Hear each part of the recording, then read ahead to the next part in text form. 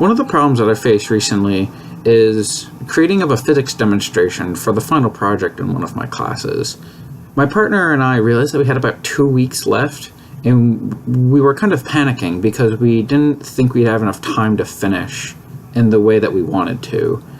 We still had to finish construction of it, test it, build it, and test it again, and we didn't think 2 weeks is enough time.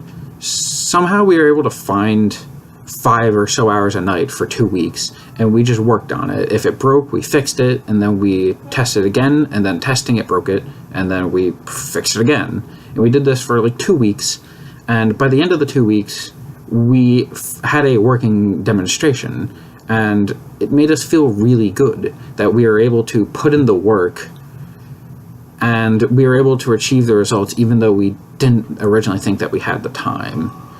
And that kind of stayed with me because I've always been a big fan of if you put in enough work, you can achieve anything that you want. And I'm going to skip to question 3. One of the lines that made me pause was, to eliminate the vestiges of Jim Crow segregation, including our still separate and unequal system of education. That kind of stayed with me because up until now, I've kind of just assumed that everyone is on the same playing field, everyone's given the same opportunities, and that made me realize that that's not always the case. Not everyone is given the same opportunities as everyone else.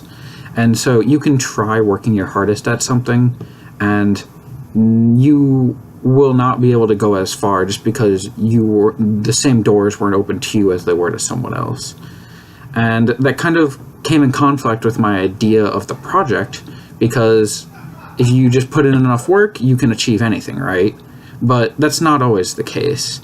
And that's one of the things that I'm interested in looking forward to in working with Beta, is being able to provide those opportunities for people who may not have achieved them before.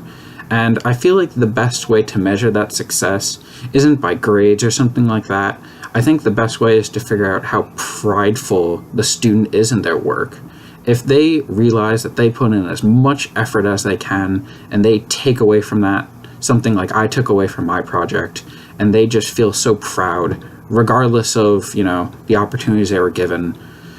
If they are filled with pride and they can look at this and smile and be like, I am glad I did this the way I did, then I think that measures success far better than any grade could.